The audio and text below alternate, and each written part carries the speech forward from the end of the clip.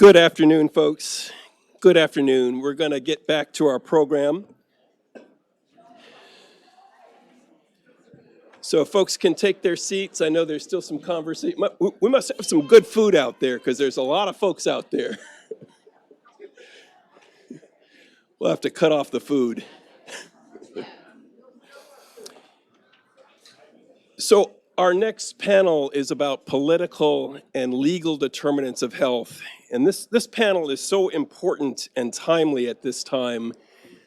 All of you are aware that there are a number of legal challenges, lawsuits, for example, filed against diversity, equity, and inclusion initiatives in medical schools, nursing schools, in-service settings. There are challenges to efforts to allocate resources to communities of color that need those resources and have been historically neglected. And then, of course, when we talk about political determinants of health, one of the earliest political determinants of health was the violation of U.S. treaties with American Indian sovereign nations, which produced a cascade of health challenges and other economic and political challenges as a result. So our next panel is here to talk about those political and legal determinants of health. Yes, I know I'm talking over folks. But I want to begin by introducing my friend Daniel Dawes, who will moderate this panel, and then Daniel will introduce our distinguished guests. Daniel, of course, is Mr. Political Determinants of Health. And if you have not read his book, The Political Determinants of Health, you need to run out right now and get that book. He's also the author, of course, of the book, 150 Years of Obamacare. Please join me in welcoming Daniel Dawes, and he will then welcome our panelists. Thank you, Daniel. Thank you. Well, thank you so much, Brian, for that very kind introduction. And of course, good afternoon, everyone. Good afternoon. Good afternoon. It's so great to see you all. As Brian mentioned, I am joined by four incredible colleagues, folks who are distinguished legal scholars and practitioners, leaders in this movement to advance health equity. And so it is my distinct honor to introduce them. First, we have Dana Bowen-Matthew, who's the Dean, and Harold H. Green, Professor of Law at the George Washington University Law School, followed by Thomas Saenz, who's the President and General Counsel of MALDEF, the Mexican-American Legal Defense and Educational Fund. Then we have Margaret Moss, who is a professor and director of the First Nations House of Learning at the University of British Columbia in Canada. And then we have Juliet Choi, who is the CEO and president of the Asian American and Pacific Islander Health Forum. So everyone, would you join me in welcoming our distinguished panelists? So as Brian mentioned, I'm really grateful that we have carved out this topic, looking at the legal and political determinants of health and looking at specifically the current backlash against equity. And as we heard earlier, from Cincy, we heard her talk about how we can change the landscape. We heard from Rich Besser about how we can repair the past. And certainly I think this is one panel that we intend to do that, right? As we heard from Dr. Williams earlier, he cited a study showing that the majority of us spend time harping on looking at the problems, but we really want to dig down now into some solutions. And we believe that, when you think about the instigators of these inequities, that whether they're historical or contemporary, they really have this political underpinning or legal underpinning. And as I was thinking about, where we are today, obviously I'm coming from the South at Meharry Medical College in Tennessee, and we have been battling a lot of these political determinants of health inequities. So as I think about this period of time, I've been talking about how in this movement to advance health equity, we really are in this fourth period of a great awakening for health equity. And it's quite a time for all of us as leaders and scholars to do our best to move that needle forward. So, Dr. King, Dr. Martin Luther King Jr. had talked about the two myths that were holding back our movement. This movement to, of course, advance civil rights, and of course, this underlying movement of advancing health equity. And the first myth, he says, was the myth of time. This myth that says that if we just wait, things will just naturally heal itself and occur. And he says, well, no, that's not true. We know that time is neither constructive or destructive, right? It really depends on us, on the direct action. A theme that I think we've heard from every panel today and every speaker so far. The other myth he talked about was really this myth of public policy, where folks were pushing back on Dr. King, saying, Dr. King, why are we spending so much time on legislation and public policy? Wouldn't our time be better spent focusing on education and religion? And he thought about it for a moment and he says, you know what? Yeah, you're half correct, right? You're half correct. You're right. We do need to spend time educating folks on these inequities in our society, inequities and drivers that we now have been referring to as social determinants of health. He talked about jobs, education, and so forth. He says, however, we also need to be focusing on public policy because that is, in essence, what will help us to do this some justice, to correct and repair what has been done. And so I want to thank our chair of the committee, Dr. Lavisa Murray, for allowing us to include this, and of course to Dr. Brian Smedley and Dr.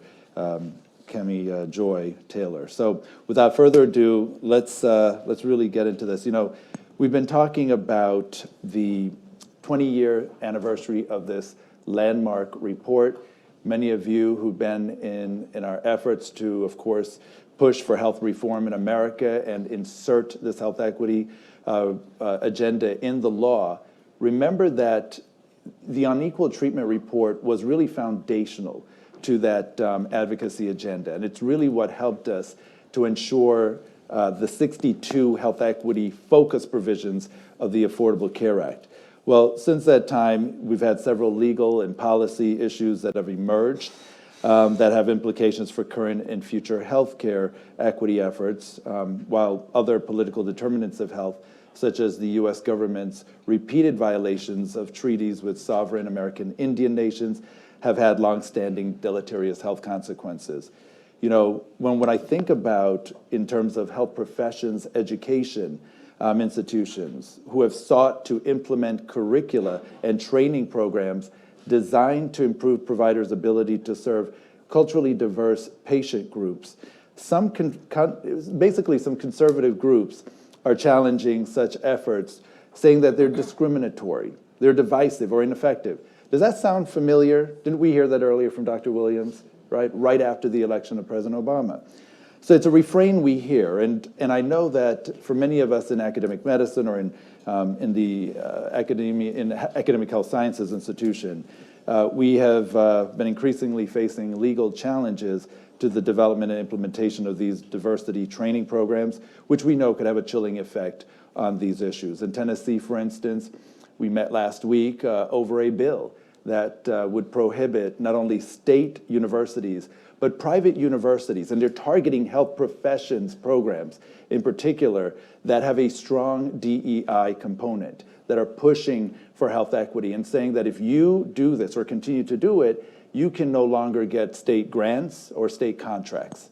I spoke with a colleague at the University of Texas last night who told me that in his state, there is now a bill, again, to prohibit students from voting on the college campuses there, that they would have to go back to their homes, again, because of a perception about how they vote. We see this time and time again. Florida, I won't even bring that up because we all have seen and heard what's going on there. But even in New York, right, this great progressive state, they are facing a challenge to their health department's non-binding guidance that physicians consider a COVID-19 patient's BIPOC or Latinx race or ethnicity in evaluating risk and providing resources according to need during resource limitations. And in addition, we all have been hearing this time and time again, the United States Supreme Court will shortly decide on yet another series of challenges to the use of race and ethnicity in higher education admissions programs, which we know is going to have significant implications for those of us in the health professions. I think many people think that that Supreme Court decision that we expect to come out soon only affects students who are going to elite universities. But they do have chilling effects for those of us who operate in historically Black institutions and other minority-serving institutions, which we're going to get into. So this panel is going to assess the current legal context for equity initiatives and offer guidance for defense of empirically supported strategies.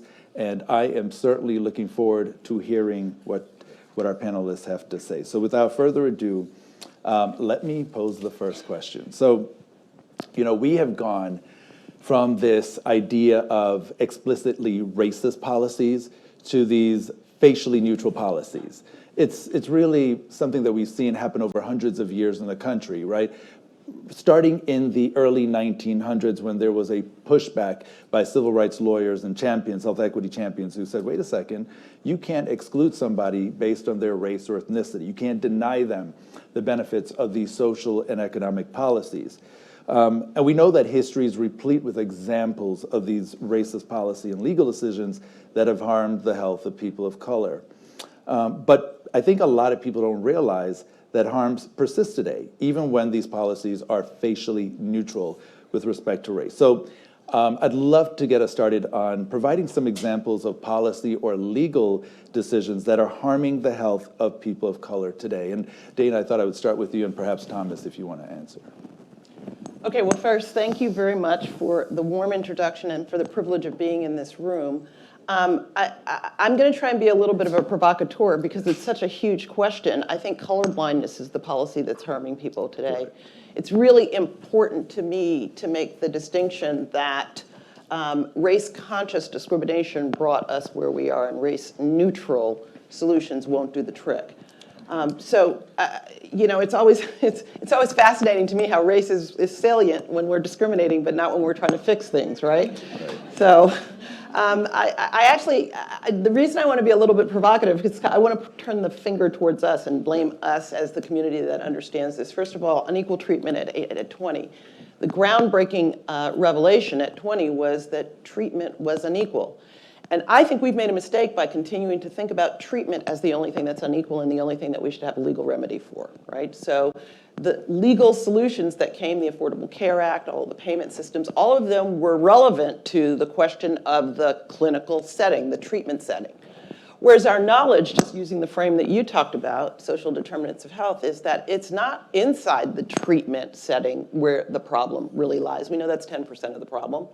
What we see is that housing inequality is the health determinant, that income inequality, that environmental inequality, that food inequality, that all of these inequalities that we've now not enlarged our legal strategy to address are really the problem that we're not facing and we haven't done a good job with. So colorblindness, narrowness, and thirdly, the lack of collaboration. So how did we get rid of segregation? We got rid of segregation because the civil rights march was not just people who had been victimized by segregation, but it was all of us. There was a medical committee of civil rights. There was a medical committee of human rights. And it wasn't just the narrow framing of, I didn't go to medical school to solve poverty. Well, yes, you did, actually. You went to medical school to make people healthy, and people can't be healthy without solving poverty, so this is your problem, just like it's my problem. So I think the lack of collaboration, the narrowness of frame, the colorblind lie, I'm sorry, I have to say it that way, and the fact that we have done very little as aggressively as the opposition to create legal strategies is the problem.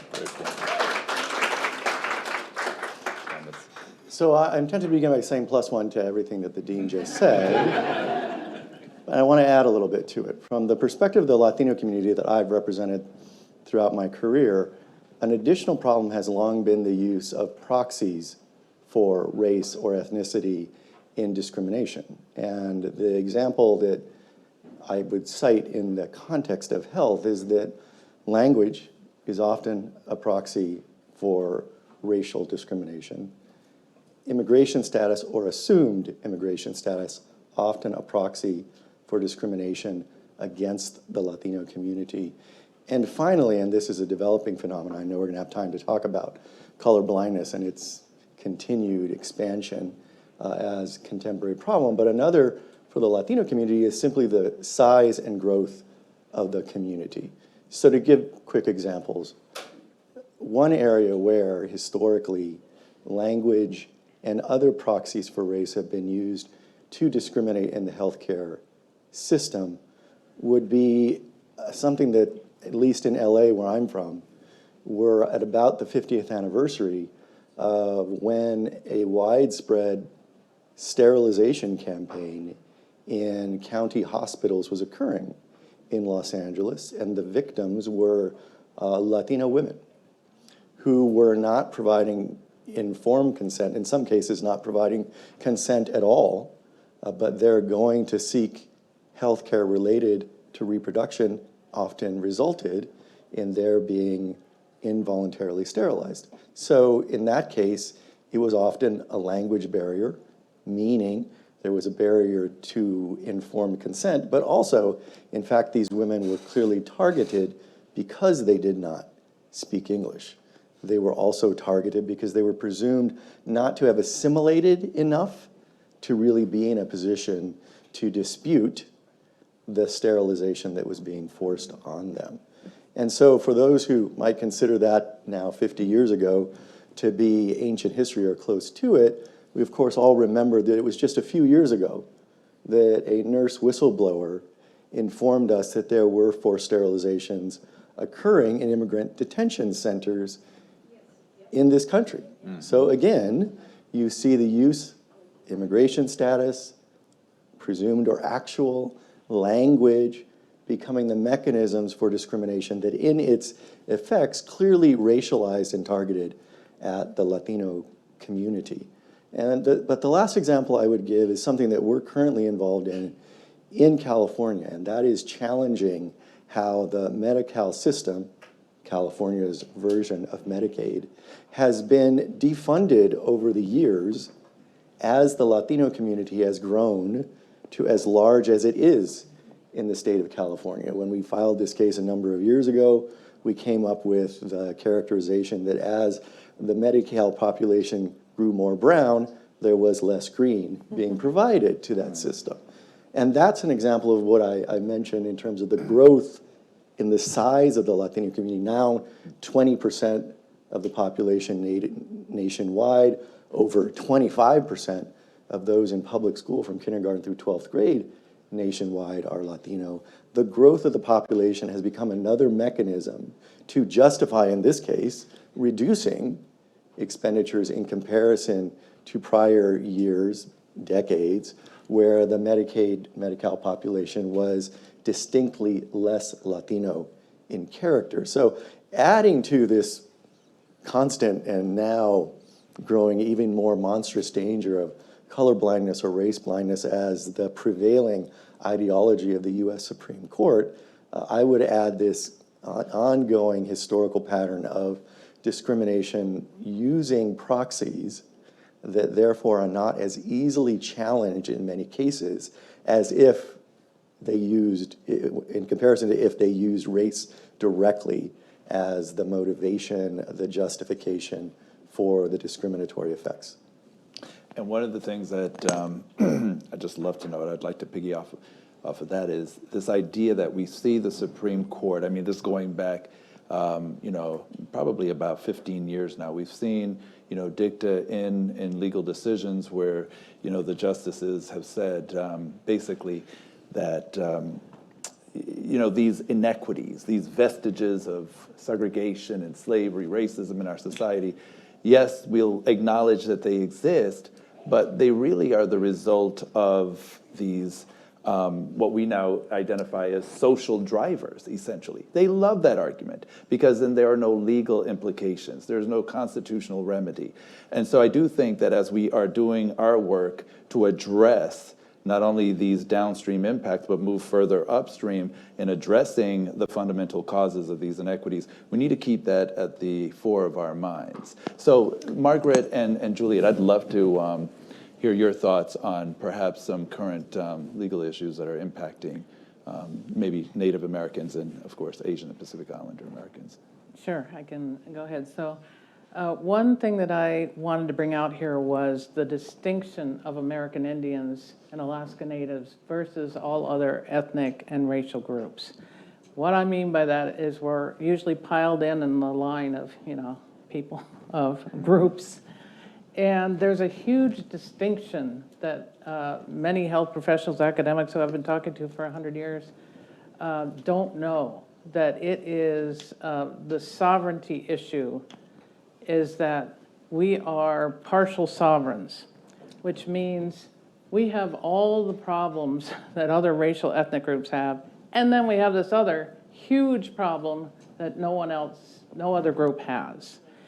And so for us, it's kind of hard to say just right now what is the issue, because there was 200 plus years of federal legislation with the sole purpose of get rid of the Indian problem. I grew up, because I'm a woman of a certain age, under the saying, the policy of kill the Indian, save the child, which was the assimilation policy. Didn't work. I still here, and I still totally identify as American Indian, but I have a couple of siblings who did not make it. So it did either kill, it didn't work either way. Either it killed the Indian, but didn't save the child, or it didn't kill the Indian, and he's still here. So now there's still the Indian problem. So I grew up under, and many American Indians did, under two sayings that you probably haven't even heard of, which are those two, which is get rid of the Indian problem, an actual federal mandate, and kill the Indian, save the man, or kill the Indian, save the child. They did this through boarding schools. They did it through foster and adoption into white family, good white families. Get the Indian out of them and get them into the body politic, and then we get rid of it, and then we can take the land. This has been going on as well as all the usual things. I actually grew up in the Washington, D.C. area. I was taken away from my reservation, which is in North Dakota. Grew up here, and again, a woman of before civil rights. Me and my siblings, it wasn't white and black. It was white and colored. We couldn't go to these doctors. We couldn't go to Glen Echo Park. We couldn't go to, the doctor. We had to go over here. We had to watch movies in the balcony. So American Indians also had a problem as coloreds. I grew up in Maryland, so by Maryland law, we were colored. And so not only do you have this get rid of them, and then people don't understand all these intersections that American Indians could have had as an experience. Meanwhile, my husband is from Detroit, but since he was in Detroit, he didn't have those same things that I had down here in Washington, D.C., because it's below the Mason-Dixon line. And so anyway, so there's a Supreme Court issue right now, seemingly semi-innocuous, which is, and I don't know all the facts, but roughly it's a white family wants to adopt a Native child. But right now there's a law that you can't. It's called ICWA, the Indian Child Welfare Act. And it was because of the Save the Indian, Kill the Child, or whoops, the other way around, well, whatever. Anyway, Kill the Indian, Save the Child, that there was this huge bleeding of American Indian kids out of reservations, communities, homes, families. And so this finally, it had to come to a stop. So in the 70s, this legislation went in. You can adopt an Indian child if you're not, but it's a lot of hoops, and you have to have tribal consent and so forth, because of the sovereign nation thing. It's like going to France, you can't just take somebody's citizen. And so that's what it is. It's not racial discrimination, but it's being conflated as, well, that's discriminatory. Don't let this nice white family adopt this Indian child. But it's not. It's because I and many others are dual citizens within the walls of the U.S. We're the only group that is. We are highly regulated. We are the only population in the federal code of I think it's been a while since I went to law school. Anyway, it's Title 25 called Indians. No other group, racial, ethnic, or otherwise, has that. And so we have all the same problem. This is why we're having an even harder road to get up, and plus we're 2% of the population, so there's relatively no voice, you know. And so I'll be done in 1 second. I just want to put on my professor hat. Can I ask, how many people know, and no natives can answer, how many federally recognized tribes are in the US? Shout it out.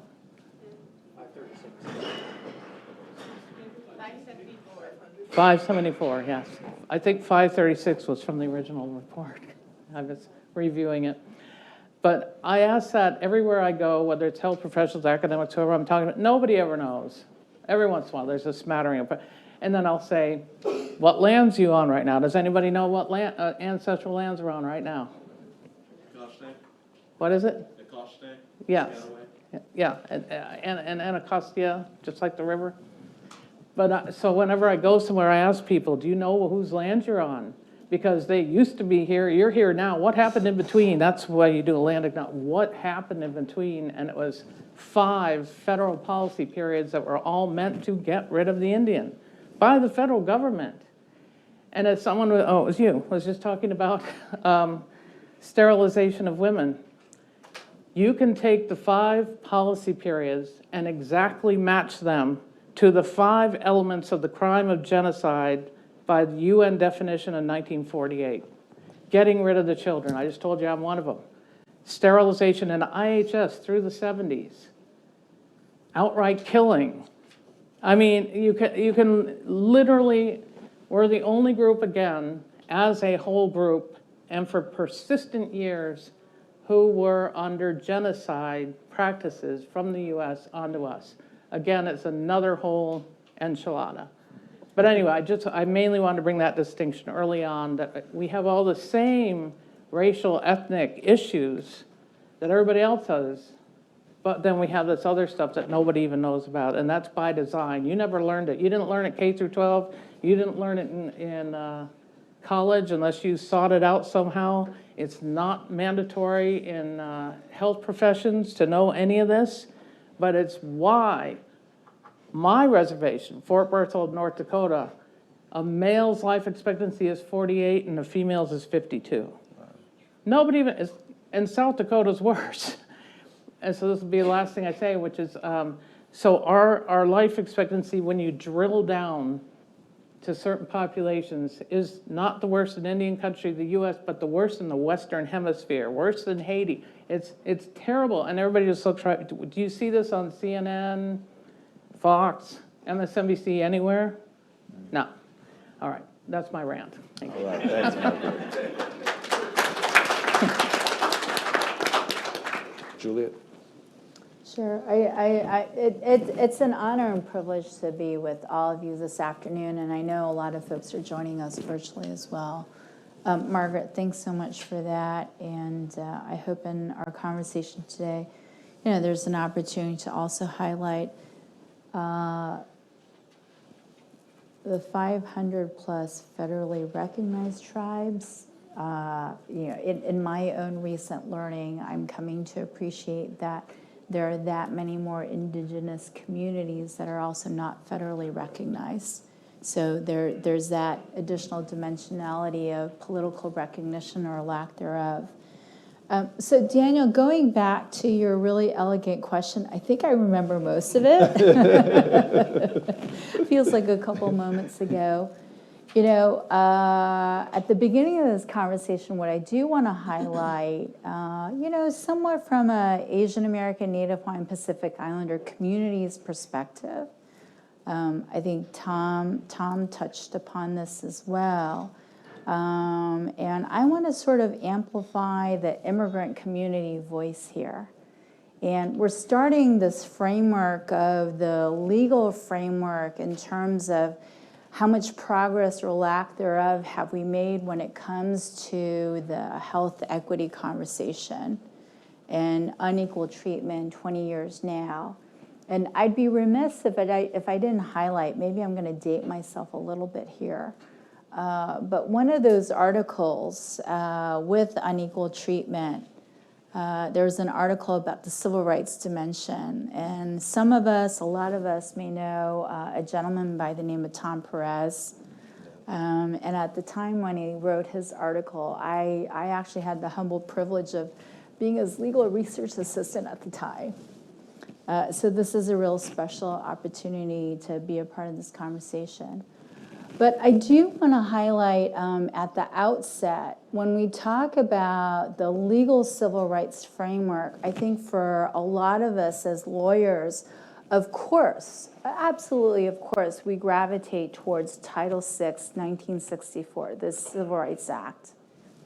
And shortly thereafter, what I do want to amplify is how do immigrant communities get represented in the civil rights legal movement?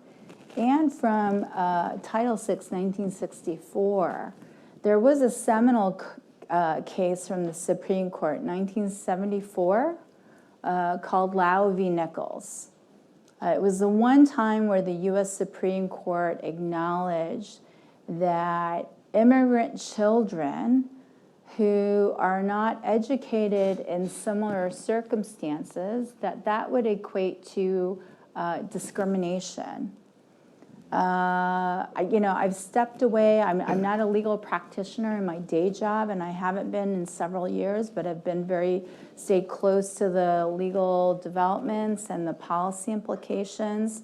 I dare to say, we probably won't see a similar civil rights case from the Supreme Court anytime soon, sort of amplifying what that principle represented in Lau v. Nichols. But that was a seminal case that really attached that national origin discrimination based on language is a violation of Title VI. And I want to say based on language.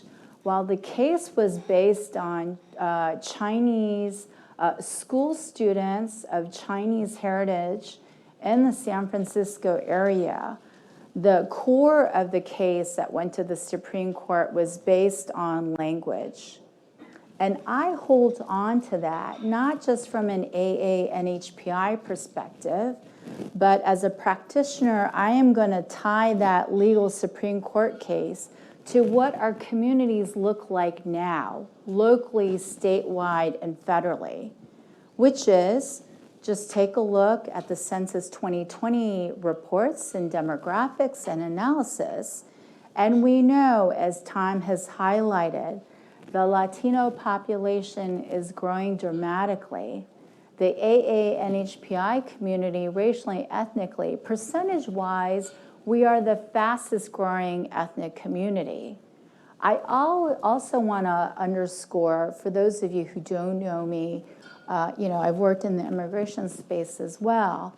We, as a country here in the United States, we are welcoming more African immigrants. We are welcoming more refugees and asylees globally. So when we think about the law, when we think about civil rights, when we think about practitioners and the context of health equity and whether our healthcare system is ready right now, which I think informally we would agree it is not, but when we look forward-looking, what are some of the solutions we can try to deploy, influence from a systemic perspective? I do ask us to hold on to language. At the end of the day, the top of the day, is absolutely going to be critical. I think more of us help our friends, our families, our children, our elders navigate the healthcare system. I don't know about you, my own experience during COVID, and English is my first language, and I speak Korean as my second language. Just following the public health guidance at the local level in English, right? I mean, did you find it clear as mud or clear as mud? So when we think about the vibrancy and the diversity of our communities, nationally but locally, thinking about our public health practitioners, our frontline responders, I will always argue and ask all of you to hold near and dear that if we cannot communicate one-on-one in language in a culturally relevant way, we're already behind the curve. So as a practitioner, I will tie back the import of Title VI, the legacy, what brought about the 1964 Title VI Civil Rights Act. We know that the courts are not friendly. That has been the case for decades. And I think further along in our conversation today, we'll be able to talk about that a little bit more. But again, once you get to know me, you will know that I will ask you to hold dear in our essence and our healthcare system. Are our practitioners equipped? Are our public health officials equipped? Is our healthcare system equipped to be able to communicate critical, timely public health information that is understandable to the individual, regardless of race, ethnic background, or language capability? Thank you, Julia. Thomas, did you want to add? So, since Lau versus Nichols was mentioned, I want to mention another education case that I would cite as critical to preventing the more effective use of civil rights law in the courts to achieve health equity. And it so happens that today is the 50th anniversary of this case. This case is called San Antonio Independent School District versus Rodriguez. And if you're not familiar with it, it is the case in which a majority of the US Supreme Court concluded that education is not a fundamental right under our US Constitution. This was a surprise to many at the time because it was less than 20 years after Brown versus Board of Education, where a unanimous Supreme Court waxed on and on about how critically important public education is to the country and to uniting us as a country. So it was a big surprise 50 years ago today when the US Supreme Court, a bare majority, concluded that education is not a fundamental right. The legal implication of that is that you could no longer go to federal court and challenge education inequities unless you had proof of racial discrimination. Because there are two ways you can get into court with a strong analysis of discrimination that is occurring. One is if it involves a suspect class, including race. And the other is if there's a fundamental right involved. So when the court said education not a fundamental right, the only thing remaining to challenge education equity under the US Constitution was if you had proof of racial discrimination. More on that in a second. But I would say, in my mind, the conclusion that education is not a fundamental right made any conclusion that healthcare was a fundamental right utterly impossible at that point. So anyone who had ambitions of having healthcare identified as a fundamental right under the US Constitution had to go back and rethink in the aftermath of that 50 years ago decision. And then I will just quickly say the other major development 50 years ago in the same period of time, and indeed a development that would make Lau versus Nichols unlikely today, is a conclusion by the Supreme Court that racial discrimination has to be shown through proof of intent. Yep. Prior to that, prior to the mid-70s, the US Supreme Court concluded in many cases that discriminatory effects alone, disparate impact alone, could establish a violation of equal protection. But it was 50 years ago in the mid-70s that the Supreme Court concluded, no, you have to have proof of intentional discrimination. So these two decisions on what's a fundamental right and saying education is not, and contemporaneously deciding that you have to prove intentional racial discrimination has really created tremendous barriers to using the civil rights legal system to challenge health inequities. It often means that we are in state court using state constitutional provisions, or we are reliant, by and large, on the federal government to enforce its own regulations against discriminatory effects. There are such regulations, as probably all of you know, on the books that say if you have unjustified discriminatory effects from a practice, that is challengeable under Title VI. But 20 years ago, completing the work of 50 years ago, the bad work, the Supreme Court decided a case called Alexander versus Sandoval, again arising out of the language context. And that decision said private parties cannot enforce regulations under Title VI that prohibit discriminatory effects. Private parties can only challenge a direct violation of the Title VI statute, and that requires proof of intentional racial discrimination.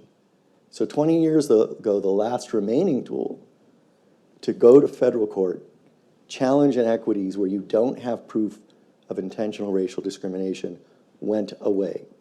So I know we're going to talk about the dangers looming from this Supreme Court today, but I think it's important to recognize that a lot of this began 50 years ago, continued 20 years ago, that made it extremely difficult to challenge the health inequities that we see and identify statistically on a daily basis. So let's level set. We've been talking about how a lot of these inequities were concretized by various laws and policies, and we know that there are many legal levers and political levers that have been used in the past. You all have raised Title VI of the Civil Rights Act, which I think is really groundbreaking because there was a study done by Nancy Krieger. I know, Dr. Williams, you also have worked with her on this, where she showed that as a result of the Civil Rights Act and Title VI in particular, 38,600 Black infant deaths were prevented from 1965 to 2002. We know in Brazil, those who passed and pushed egalitarian laws and allowed folks to participate in their democracies, they too saw their lifespans increase and their health outcomes improve. So we talked about Title VI. We know there's the Americans with Disabilities Act. There's Section 1557 of the Affordable Care Act that was intentionally included to expand civil rights protections for folks. You know, just putting aside the backlash against equity for a moment, you know, what is the potential of these levers to advance health equity and advance healthcare equity specifically? And how can we marry this legal framework with public health's understanding of the social and political determinants of health? Dana? So I hate to be the bearer of bad news, but the Supreme Court decisions are going to get worse before they get better. So it's really, in June, we're going to see the whole thing just go away. So Thank you, Dana. Okay. I'm so glad. Right, I'm here for you. I've always thought we've had to be much more clever, much more strategic. When Brown versus Board of Education, Hernandez, all of the decisions that we've been talking about came about, nobody had a great landscape.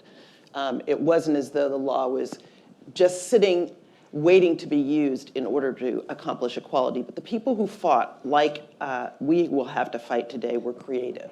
So I have some off-the-wall ideas, but they are, I think, appropriate for the setting in which we find ourselves, where since 50 years ago, the Civil Rights Acts have been rolled back. So a couple of things I think are underutilized. I think one of the biggest missed opportunities is Section 1557 of the Affordable Care Act. I don't know what's going on with that thing. Right. So in my view, that was one of the most important pieces of civil rights legislation that particularly focused on health, and it has been completely misused. Now, I am confident I'm going to offend somebody in saying what I'm about to say, but I understand how important it was that gender was added to that, but why is that the exclusive basis upon which all of those suits are being caused? I've tried to FOIA in order to figure out where race, where ethnicity, where national origin cases are, and the HHS is completely negligent, to be kind, in using Section 1557 to combat racial and ethnic and national origin disparities. I don't mind suing them, right? I would not mind suing the OCRs of HHS, EPA, and others that are not doing their job to enforce the regulatory structure, which is there and really good. Another thing we have to do is figure out a way around the Title VI demise, that intent strategy, that intent statute, element. It's insurmountable. Not only is the private cause of action gone, but intentionality is nothing like what discrimination looks like today. So one of the things we might think about is wrapping a Civil False Claims Act certification claim around Title VI and other fraud claims.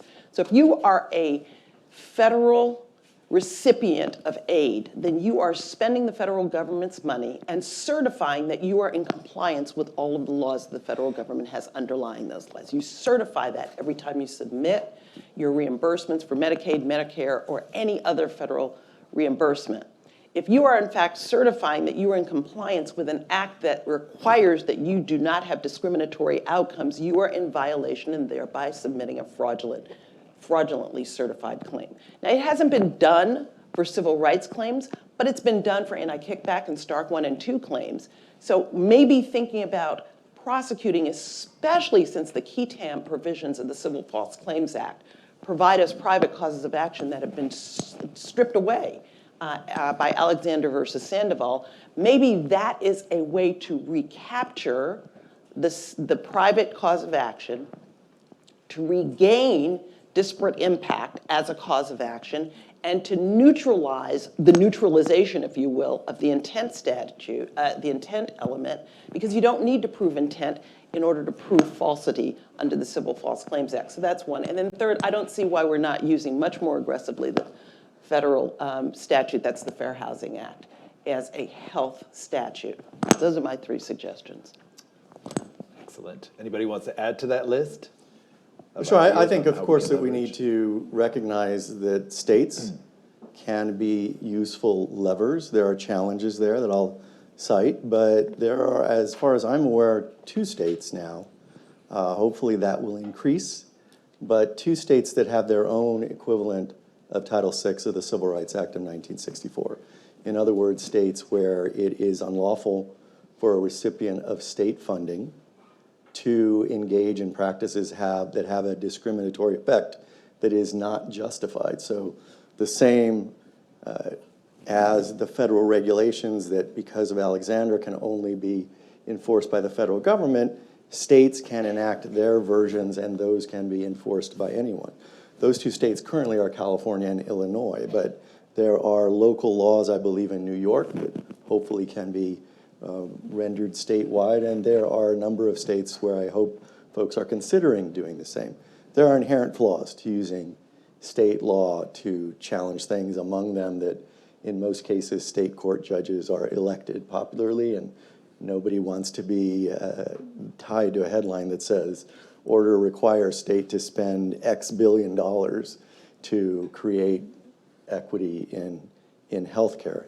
And that's part of the problem, that the numbers in dollars are so extreme that elected judges will shy away from them. But I think we have to recognize that states can become a lever to, in turn, try to force greater enforcement at the federal level by the federal government.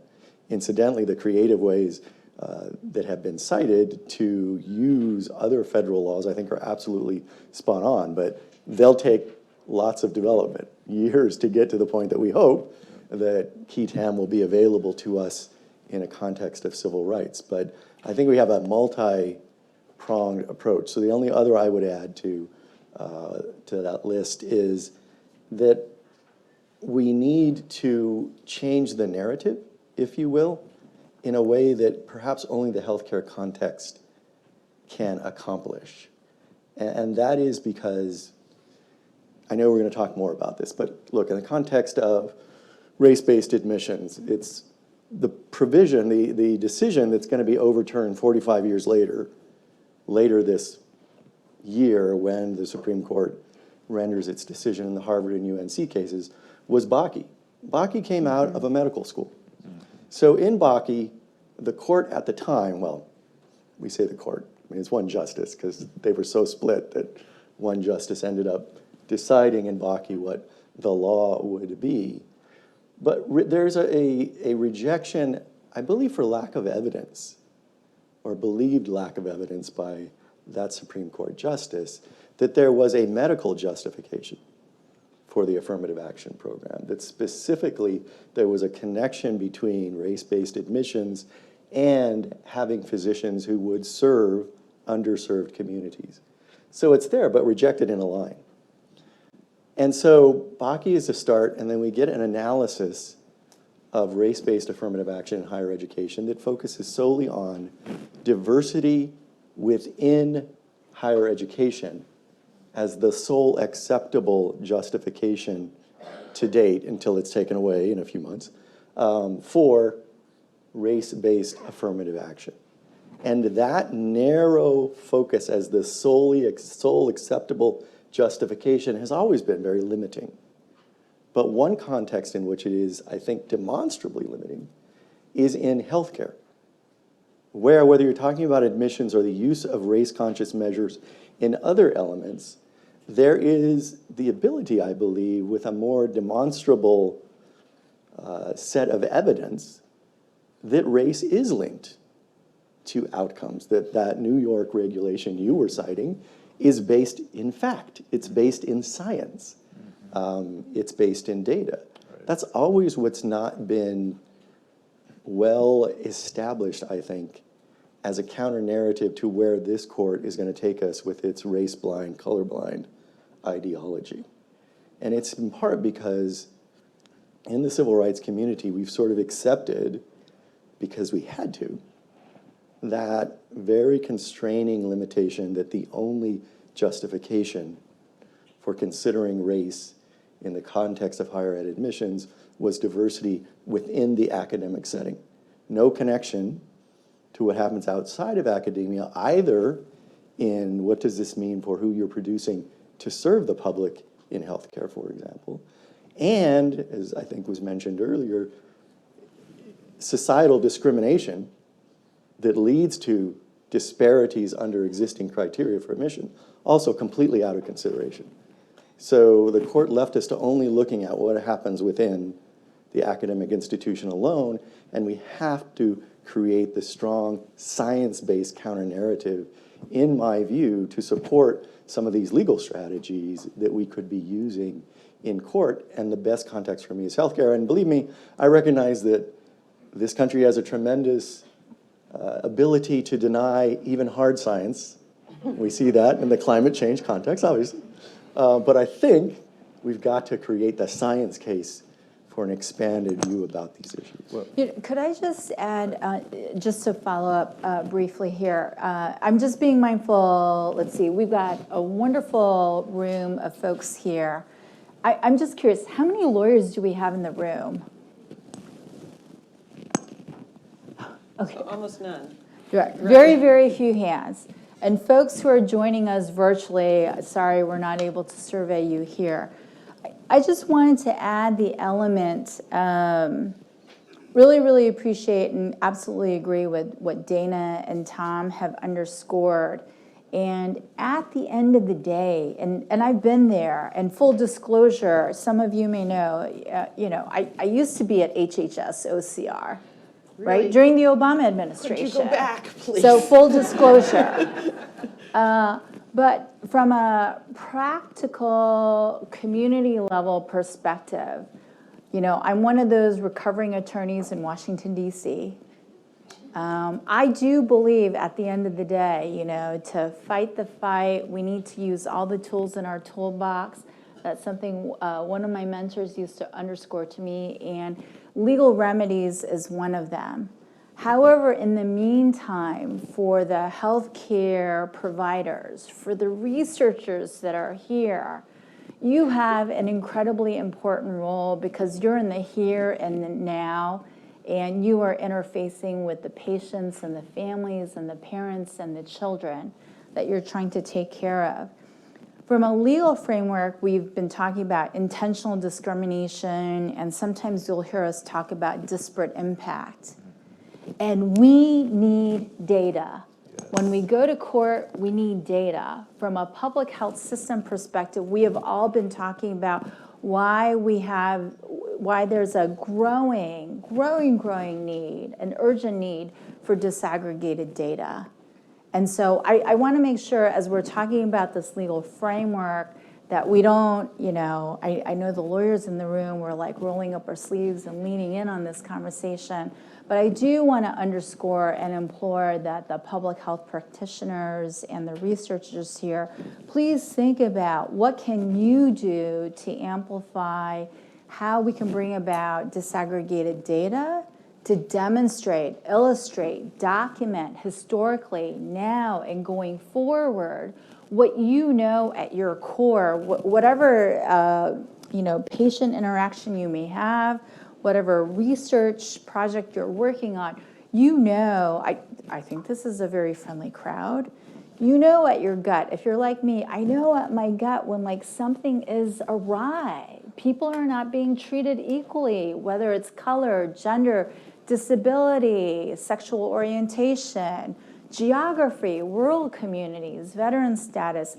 And this is where we really need the data. And even from a legal framework, we need absolutely that data to be able to illustrate and make the argument a disparate impact when it comes to civil rights. Yeah. And then briefly, what Tom had highlighted, I do think there are levers at the state level. And this is like, I don't know, maybe 25, almost 30 years ago, maybe Boston and other communities were at the forefront. I think innovation always happens at that local level. And I think in the Boston medical community, there was, this is almost 30 years ago, where doctors and social workers and lawyers came together to try to figure out how can we treat and support patients and families holistically. And I do say at the state level, this is getting a little bit weedy, but when you start to see that, maybe your local social services agency or your state social service agency, we're talking about Medicaid unwinding as well, right? Where there are like unduly a large number of denials, administrative actions, denials that are going to disparately impact communities of color. I do think that's where lawyers can make a difference. But I think we also need to, in this conversation here at the Urban Institute and in recognition of the 20th anniversary of Unequal Treatment, really also amplify, are there ways where we can do more medical, social work, housing, legal partnerships to bring about those solutions a little bit more in real time?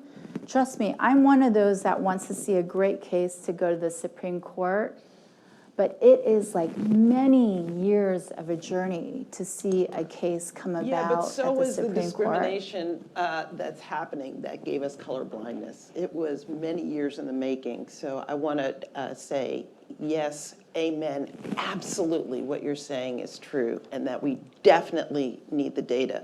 But we also need a long-term strategy that's not so far away as what we think. I do think we should come to that medical legal partnership idea, right? That there is a family who has a kid with asthma living in a housing project that's mold infested, pest infested, and has lead, right? And what they really need is not a Supreme Court case. They need somebody to enforce the building code so that their albuterol actually will have a chance of working against the asthma. So yes, those are the kinds of on-the-ground partnerships. I'm all for them. I'm absolutely all for them. And we have to do that with zoning, with social impact bonds, to make sure that we have federally qualified clinics that are co-located with healthy food options, right? So there are lots of on-the-ground things, but let's also not shy away from or be timid about the fact that our opponents have been working for 20 years to make sure that we're in the stuck position that we're in right now. Totally agree. Totally so agree. We should also be thinking about that. So I have 4 quick points. They're not really connected, but it's probably the last time I get to speak, so I'm going to make them really quick. And before you give those 4 points, if I could just remind the audience, if you can send your questions, basically scan the QR codes, send us your questions, because we're going to go into the audience Q&A right after this. So I'll do these really quick. First of all, Tom, my Civil False Claims Act idea does not take going to court. You don't have to go to litigation. Last year, HHS collected $4 billion in fraud claims, and there were 2 trials. All you have to do is get a large enough set of providers for whom the economics of going to court are so egregious that they'd rather settle, give you the money, change their policy, go into a consent decree, and you change behavior even if you don't change the law. We're not in an environment where I think we should be trying to change the law. I think we should be trying to change behavior. And that's the aim of the Civil False Claim Act idea. With respect to intent, I don't think we're anywhere close to bringing any of the claims that we're talking about unless we change the underlying law. We have to rewrite Title VI. Right now, the intent element is egregious, and we have to change it. I call it the Sandoval fix, and we've been trying to do it in Congress for quite a while, but I think we need advocacy, marching, letter writing, and all kinds of work to change the elements that have neutralized the private cause of action and the intent standard to bring them down to a negligent standard and to restore the private cause of action under Section 602. We can talk about that more. Third thing I want to say is we haven't talked about the word reparations, but I think there are real, legitimate legal grounds for educational, housing, and other forms of reparations through state, local, and federal legislators that we should all be pressing for to reverse some of the things that, and here's my last point, Margaret, to your very powerful statement, I want to change my answer to the first thing. It's not color blindness that's the policy that's hurting us, it's white supremacy. And white supremacy is hurting all of our social, economic, and native groups, and that's what we should be fighting against. All right. Shut up now. So I think it was Joe that talked about, or someone talked about the mic drop. So there's a mic drop for you. But let me go to our audience Q&A. One of the comments was raised about spotlighting the IOM's Unequal Treatment Committee that was constrained by its congressional charter. And I believe that it was, and Brian, you can correct me, but I believe Congressman Danny Davis was the one who put in a rider that authorized this report, correct? Okay, and in there, the legislation that commissioned the report was only focusing on addressing racial disparities in healthcare, not social determinants of health, and even narrower than that, only those disparities in healthcare that remain after disparities in health insurance coverage were factored out. So just something to keep out. Again, very delighted that the Urban Institute has taken a much broader focus on this issue. Now, the first question that we got was, assuming the SCOTUS ruling is expected, one strategy discussed is to identify proxies for race and to try to redesign admissions or recruiting programs that focus on those proxies. What do the panelists think of that approach? Who'd like to go first? Well, I think it absolutely is a part of the reaction to a negative decision in these cases. We have to go through every admissions criterion that is used and evaluate it for discriminatory effects and replace it if it has unjustified discriminatory effects. We've seen some of that begin to develop over the last 5-10 years, particularly with respect to standardized testing. But that same analysis, which is difficult and time-consuming, needs to be done for every criterion that we use in making these admissions decisions. And in addition, the question, I think, correctly suggests that as we look for other considerations, other potential criteria, that we should be looking for those that, at least in part, and unfortunately, research seems to show it's only in part, it will not fully make up for race-conscious admissions, but we should look for cues that identify some of the determinants that go with race. In California, my home state, we have now weighted student funding for a K-12 education system that uses foster status, low socioeconomic status, and English learner status as the race-neutral criteria for distributing additional resources, particularly to schools with concentrations of those populations. That is never going to get us all the way, but it's important to use those race-neutral criteria in important ways to address these discriminatory effects, these disparities that will inhere and not, that we cannot compensate for through race-conscious affirmative action. But if I just want to add one thing, our biggest challenge, and the one that's going to hit us first, is when folks, for political reasons or ignorance, overinterpret what the Supreme Court decides this year. So I'm from California. We had Prop 209 in 1996. And the very first thing we saw was people being advised by lawyers. I say this as a lifelong lawyer, of course. Well, not lifelong, you get it. Being advised you can't talk about race, you can't look at racial disparity, that's off limits. We're going to see the same thing and different versions of that, attempting to apply the decision to context that it demonstrably does not apply to. People will seize on this decision regardless of what it specifically says and argue that it is now a constitution-based legal reason for the hostility to ethnic studies. It will absolutely have nothing to do with that, no matter who writes it or how it's written. But they will overinterpret it, and that's the first challenge that I think we have to face. Okay, Margaret? Yeah, I'd like to add to that there's another layer of, unfortunately, there's not a huge diversity across academia, at least in the health professions that I've been at various universities. So the problem is and we talk about holistic admission criteria and so forth, but who's adjudicating those? Who's looking at it? And I'll give you an example from one university I was at that shall remain nameless, that they tried to have a softball question for diverse people, I guess it was. Name it, the old, I'm sure you've all, name a time you were in a diverse situation and what did you do, how did you feel, this kind of thing and what happened. But all the faculty, 99% were white faculty reading these. So when the white student applicant wrote, and I'm just making this up, I went to Peru and I could barely speak the language and I didn't know what they were eating and I had to help the babies and whatever it was, there was no telephone, there was no this, no that. So the faculty reading that are, oh my goodness, that's amazing.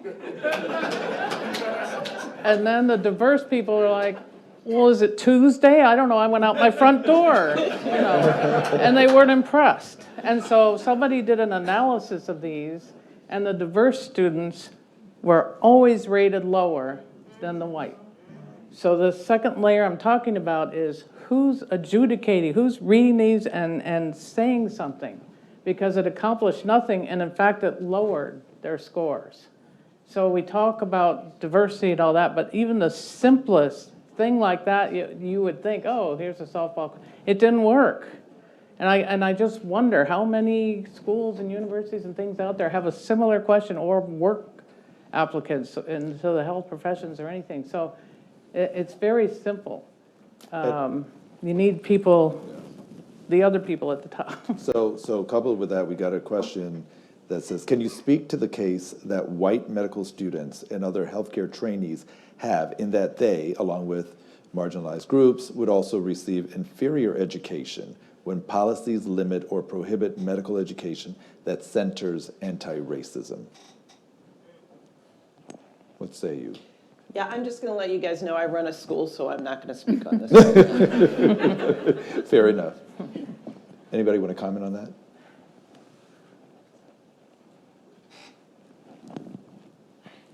So you're saying if there's anti-racism discussions, the white students will feel bad, or what is it? Is that It says that, can you speak to the case that white medical students and other healthcare trainees have in that they would also receive inferior education when policies limit or prohibit medical education that centers anti-racism?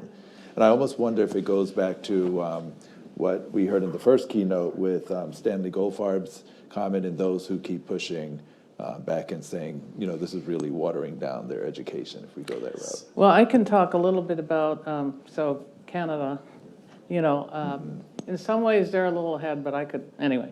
But they did have the Truth and Reconciliation Commission 2015 looking at Indigenous welfare context and so forth. And out of that, they mandated for the health professions to have Indigenous focused education, one class or something, it wasn't huge, but it's something. And I know from being in several universities in the US, they would never, you say, oh, let's make room, which is decolonizing, make some room, And then indigenizing is put in this particular amount of education around indigenous context and engagement. Most universities I've found in the US will say, oh, we couldn't possibly, nursing, medical school, it goes in line, it's all, they couldn't do one more credit and so forth. But it was federally mandated in Canada, and so I actually teach the mandatory course on Indigenous people's health promotion in the School of Nursing there. And I can tell you that the white students, which is probably 90% of them, of the student body, were amazed, were appreciative, said, why didn't we know this? And this is when I started telling them, it's by design you didn't know it, and that's the same both sides of the border. You didn't know it on purpose, but now that you do know it, what are you gonna do? So now it's incumbent upon you. And again, Canada, I was on the Minister of Health for British Columbia's team for the report that just came out, well, not just came out a couple of years ago, called In Plain Sight, Addressing Anti-Indigenous Racism in Healthcare in BC. You can look it up online. Just make sure you get the government report. There's a movie, apparently. And it's 275 pages that'll just break your heart of the horrible treatment. Today, this is a current, we got all the information today, as we did that report on Indigenous treatment. One of the takeaways that I got out of that was there's no safe harbor for an Indigenous person, and somebody brought it up earlier that you just rather not go. I forget what we were talking about, but they would rather not go, because from the ambulance who picks you up to the front desk of the ER, to the nurses, to radiology, to surgery, to security, who have, then we'll call the RCMP, the police, and then you get carted away, and all you wanted was to go in because you had a sore hip or whatever. Just the horrors, 275 pages of this. Today, this is what's happening today in Canada and in BC. And having worked on both sides of the border, it's pretty much the same. And there's so many issues that they need. I mean, I'm glad there is this class, and there's a class at the medical school as well, maybe more than one. I haven't seen that over here, but it did take, I know there's back and forth, you can't legislate, people that think another way or whatever, but this legislation did put these classes in place, and people are learning and appreciating it. But I just wanted to answer the question, make it clear, nothing from the Supreme Court in this decision will have any impact on curriculum, including anti-racism parts of the curriculum. So just be clear, none of that should be at all threatened by the decision that's forthcoming this year. Thank you for emphasizing I'm going to that. be a little bolder than I was a moment ago, and it also, he gave me courage. He gave me courage. All right, take it. And the disclaimer, if anybody's listening, these are my opinions, not the opinions of George Washington University Law School, right? Exactly, that's right. But the questioner is asking a question that I think there's some data to support, and I'm going to go at it this way. There's a small literature, it's a really intriguing literature to me, that shows that racism kills black people, white people, yellow people, green people, all people. Racism is bad for your health, right? And some of these studies are by Peter Leitner, David Che, and they basically say that if you, for example, scrape Twitter data or Google data for racial epithets in a geographic area, where you find a high concentration of people searching for the N-word or All Lives Matter or something like that, you find higher death rates for blacks, whites, and others. Life expectancies are shorter, morbidity and mortality. So racism is a bad thing for everybody. And I think that's what this questioner is saying, right? That if we think about healthcare as quality care, discriminatory healthcare is poor quality care, right? And racist educational curricula are bad for everybody. The educational benefit that Sandra Day O'Connor told us we got from diversity was for everybody. My job as a law school is to educate civil servants to apply the law to a pluralist society. If they don't have a pluralist society, represented in the classroom, I'm giving them an inferior education. So I think that's a fair interpretation of that person's question. Well, with that said, we are out of time, and I want to apologize to those who submitted their questions. I'm sorry we couldn't get to all of them, but please join me in thanking our panelists for their insights. Thank you. Thanks, everyone.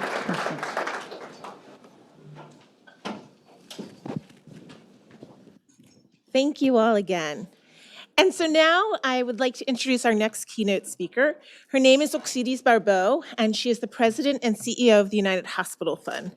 But before that, she's a pediatrician and really has always centered her career in eliminating inequities. 20 plus years ago, working in DC, created an adolescent clinic that really focused on including the voices of youth in the creation, implementation, evaluation, and, as Mai said earlier, then thought about the payment that really reflected what they wanted and needed, and has been successful. And from that perspective in all of her endeavors, be it from working in Baltimore, DC, and New York. And so it's with my great pleasure to introduce Oxidis.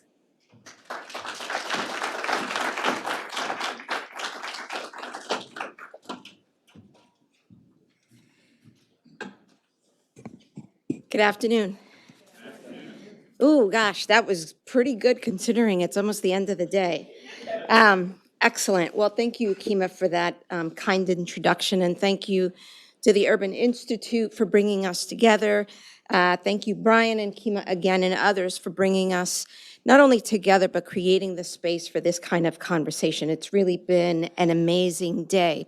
So I am privileged to offer remarks with an eye, excuse me, towards the future as we approach the final sections of the day. And as Tony said during his presentation, David said what I was going to say, so I had to rewrite my slides or change them out. So I took a gamble and I said, I'm not going to use slides because I suspect that by the end of the day, a lot of people will have said what I am going to say. And sure enough, but you know what? I am going to embrace that because I think it's an opportunity to underscore and emphasize certain points to provide a different perspective. But also it reminds us that we're all swimming in these same waters and that these are issues that we've been grappling with for many years and are issues that we will continue to grapple with. So, excuse me, since I'm going to be, and I'm height challenged, so I want to make sure the microphone doesn't obscure my face. So since I'm going to talk without slides, I thought I would give you an outline of my remarks so you get a sense of where I'm heading. So big picture, I'll be talking about inflection points and the opportunities they give us for intentionality.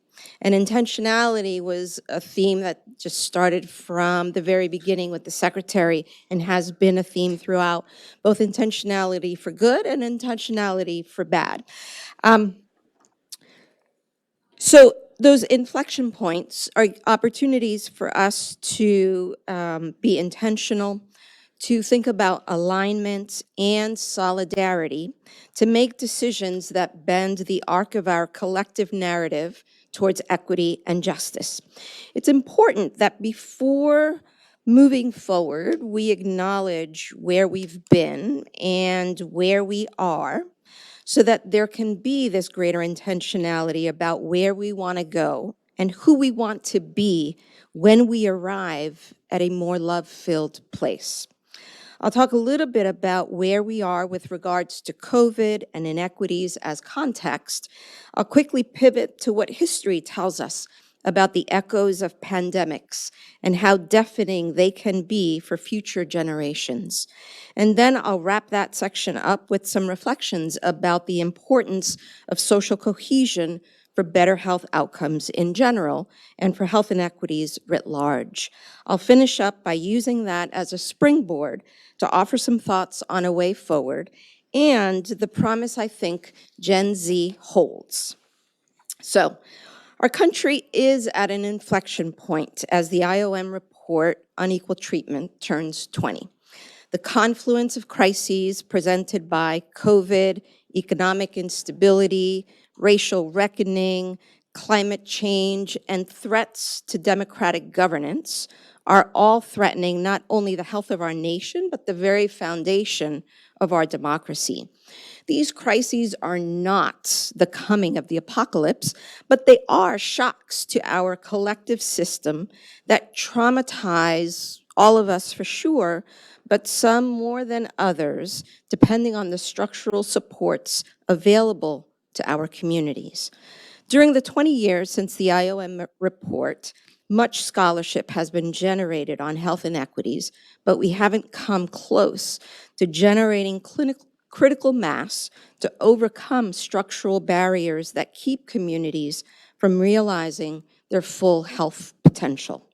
In fact, the inequities in our society were magnified during COVID, and the confluence of crises are threatening to widen them even further because few, if any, of the structural safeguards initiated during the height of COVID, such as continuous health coverage through uninterrupted Medicaid enrollment, housing stability through eviction prevention, and financial stability through child tax credits, few, if any, of those remain despite tens of thousands of daily infections, hundreds of hospitalizations and deaths, and an untold number of Americans suffering from long COVID every day. Our safety net is beyond frayed. It's not at all clear that our safety net is well positioned to ensure a soft landing for those relying on emergency measures enacted during the pandemic or to avert negative impacts to life trajectories in communities of color. There are no established parameters for objectively pronouncing an end to a pandemic. You know, Cindy said it earlier, it's not over. For a lot of folks, it's not over. There's no established parameters, but our collective experience directs us to the point in time when a critical mass of everyday folks exceeds their capacity for sustained vigilance and reverts to the ordinary activities of life without feeling unmoored. This reversion to ordinary activity, though, should not include going back to the status quo of having millions of Americans uninsured, unstably housed, and financially challenged. One of my hopes is that during the course of today, you are inspired to think about how our research needs to take a new direction of incorporating intersectionality. Someone in the morning session talked about intersectionality, so that we are not only bear witness, and we have to talk about the importance of research bearing witness to our communities. Not only do we bear witness with greater fidelity, but we create opportunities for our findings to bear data for action and policy for change. Someone during the previous panel talked about the importance of having data to then take that to the legal system. So thinking about not only bearing witness, but taking action. And so as we look towards the future to build on the foundations of unequal treatment, it's important to look back to similar liminal moments in history to learn from our predecessors, because part of the way that we make meaning is by looking at the past. In 2003, when the report was originally published, our country was at a similar inflection point post 9/11, when we were diving deeper and deeper into a surveillance state. Farther back still was the inflection point driven by the 1918 influenza pandemic. One of the many things that we've learned from the 1918 influenza pandemic and other pandemics is that they change history, and that the ripple effects of those events reverberate well beyond the point when it's decided a pandemic is over. So I want to draw your attention to a 2006 paper in the Journal of Political Economy by Douglas Almond from Columbia University and the National Bureau of Economic Research. And he elegantly describes the generational ripple effects of the 1980 pandemic on different populations. And so he looked at data from the 1960 to the 1980 decennial US Census and found that, and I'm paraphrasing here, cohorts in utero during the pandemic displayed future reduced educational attainment, increased rates of physical disability, lower income, and lower socioeconomic status compared with other birth cohorts born immediately before and immediately after the pandemic. He goes on to emphasize that while all were affected, the poor, women, and Black Americans were disproportionately affected. His paper doesn't try to answer the why this may have happened, but because the data is limited, but he does remind us that intentional investments in human capital through public policy can have multiplier effects that can protect future generations from similar seismic events. His thesis rings true in today's pandemic and reminds us that these events can inflict biological and non-biological hits to individuals and communities, and that those without privilege don't have the luxury of declaring a pandemic over without the fear of generational repercussions. In order to address equity issues illuminated by COVID, but that were there all along, we require intentionality to reduce harm for current and future generations. Beyond that, to realize the benefits of intentionality at scale, we need greater social cohesion. And Tony talked about social connectedness and all of the various sort of iterations of that, but I'm going to frame it from social cohesion. Because the reality is that despite hundreds of thousands of deaths during the 1918 pandemic, and I'm sure thousands of committed and intentional folks, the US didn't reimagine the way that it delivered care to people. It didn't create a national health insurance program, and people of color continued to face unequal treatment.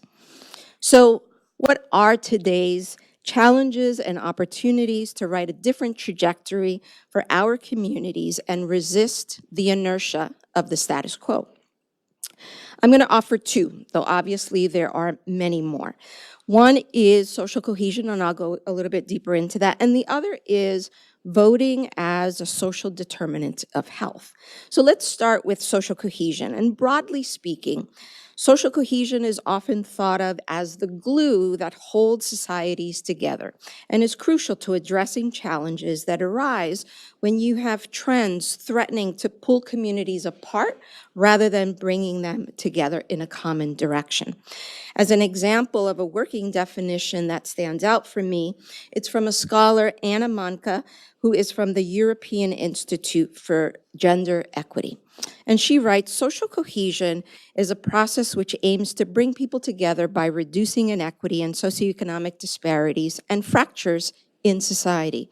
It reflects people's needs for both personal development and a sense of belonging, and links together individual freedom and social justice, economic efficiency, and the fair sharing of resources. And that's what we've been talking about all day.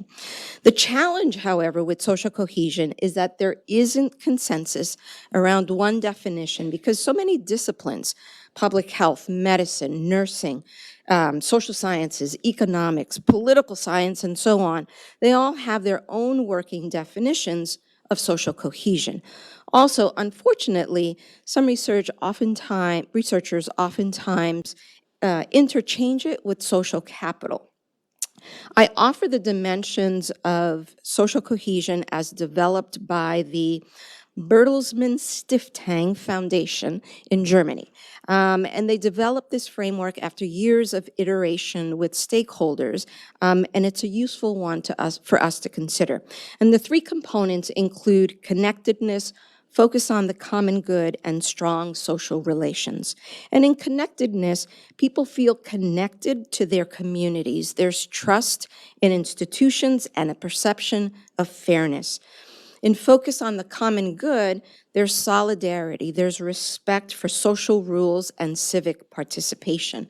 And in strong social relations, it's where people have resilient social networks. There's high level of trust and an appreciation for diversity. The importance I see with social cohesion is that it is, and I am, after all, a clinician, it's the interstitial fluid that binds communities and can cushion them against destabilizing natural disasters or man-made disasters. And it puts the emphasis on groups and structural components of society rather than on individuals to erect structural supports through public policy that support holistically healthy communities. Responding to this pandemic has been the ultimate example of needing collective efforts, and it's also been a glaring example of how we have fallen short. However, all is not negative. Several studies conducted during the early part of the pandemic pointed to social cohesion and connectedness as a factor in whether or not communities were likely to adhere to masking requirements. What the researchers found, both internationally and domestically, was that countries with high social cohesion were more likely to adhere to mask requirements.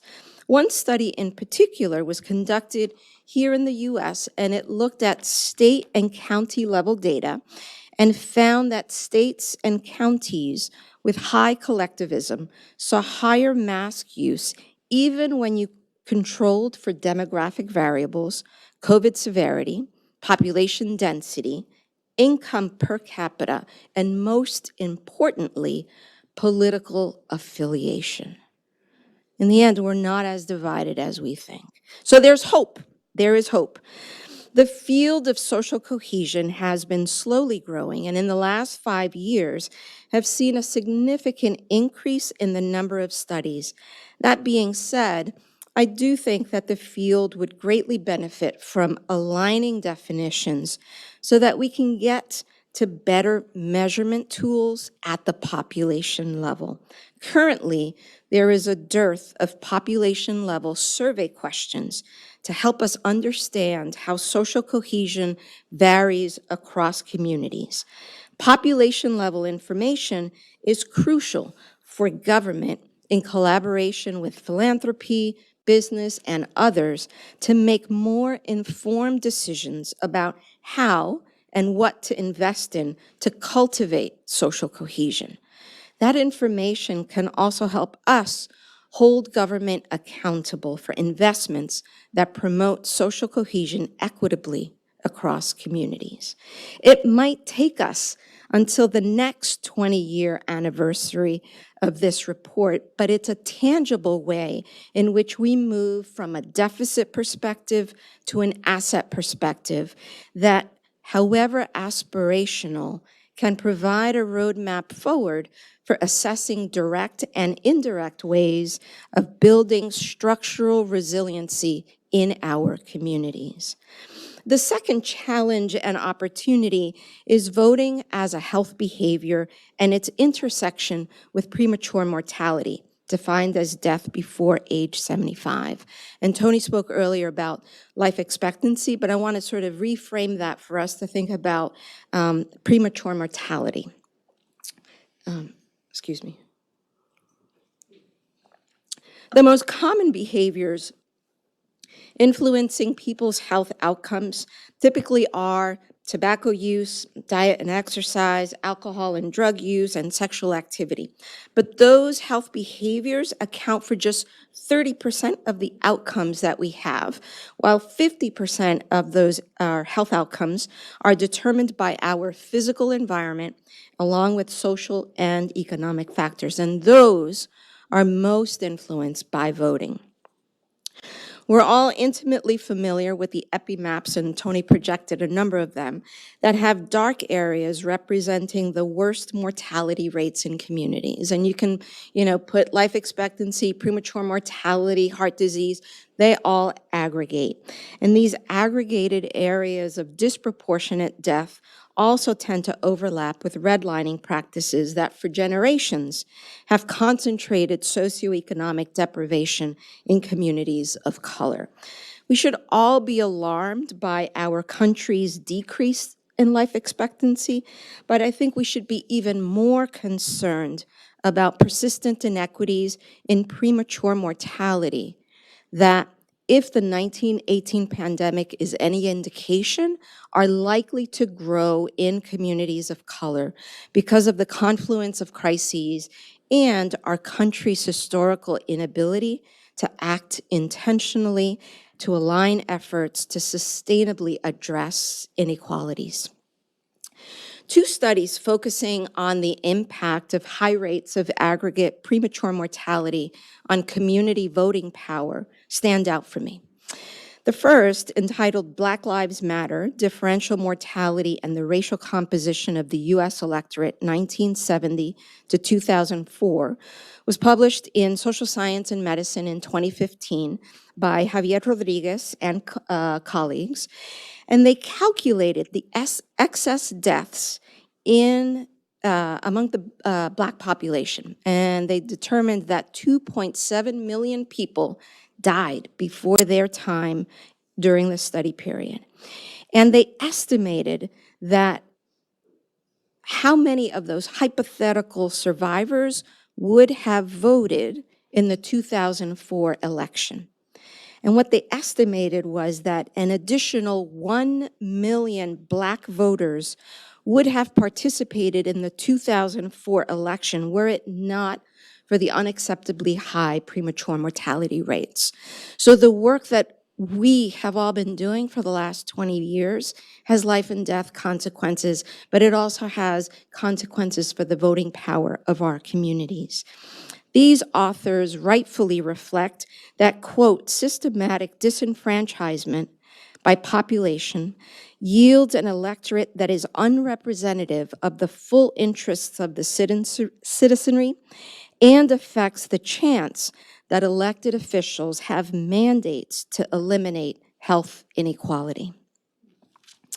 The second study, also published in Social Science and Medicine, and this one in 2018 by Javier Rodriguez, looks at the differences in socioeconomic status and premature mortality and the potential broader impact on shaping the social determinants of health through voting. What he found was that, quote, health differences between survivors and non-survivors explain 56% of their differences in voting.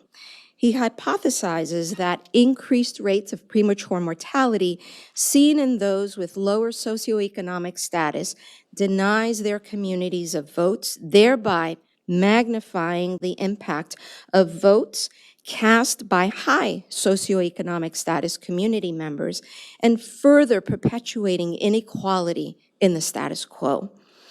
This translates into increased rates of premature mortality among poor people, likely disproportionately affecting their collective ability to influence electoral outcomes and their impact on public health through shaping the social determinants of health. The gains in health outcomes achieved through policy over the last 2 decades could easily be erased by changing demographics, magnified by persistently disproportionate premature mortality rates affecting communities of color. As we work to advance health equity, we can't forget that voting is a measurable health behavior. There's what you see when election boards report on numbers and percentages of registered voters who exercise their civic right and obligation. There's also what you don't see because the numbers are so big and relatively slow-moving, but that alter the health trajectory of generations of people. And that's the chokehold that racial inequities and premature mortality have had on communities for decades. The opportunity is that, as with most health behaviors, the earlier someone starts voting, the more likely they are to be a consistent lifelong voter.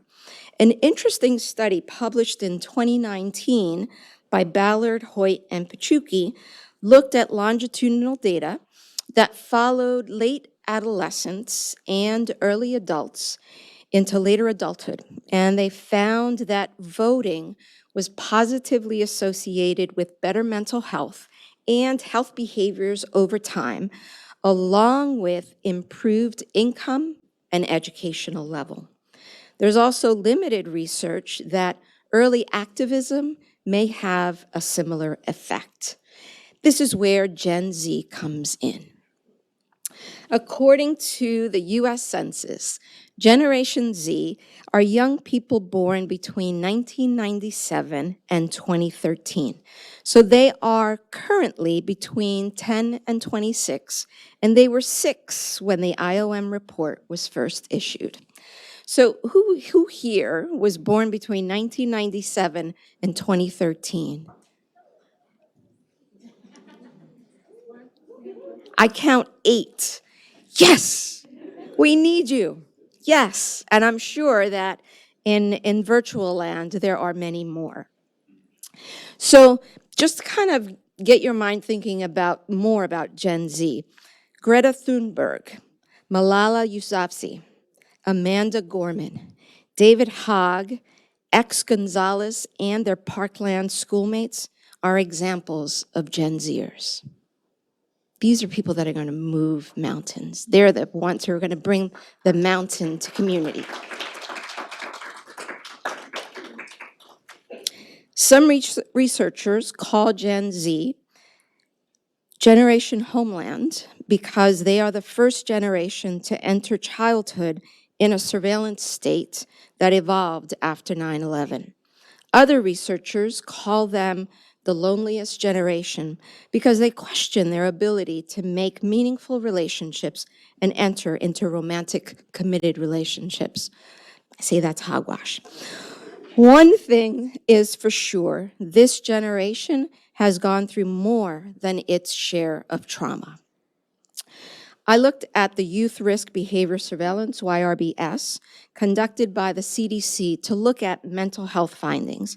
And as a reminder, YRBS is a biennial survey of 9th to 12th graders, and the findings are reported with a lag so that the most recent data, published in 2021, reflects responses in 2019. So I looked at it to compare responses when the report first came out, where kids' mental health, and compared it to where kids' mental health is, quote unquote, now. For each of the following questions, the percentages were more concerning in 2021 than they were in 2003. So the questions was about feeling sad or hopeless. 42% in 2021 as compared to 29% in 2003. And interestingly, the highest group was for children that reported themselves to be multiracial, and that number was 49%. Seriously considered suicide, 22% versus 17% in 2003. For the multiracial students, 24%. Made a suicide plan, 18% versus 17%. Multiracial, 20%. Attempted suicide, 10% versus 9%. And here, I think looking at the more detailed subgroups is even more alarming. So 10 versus 9, right? Current versus 2003.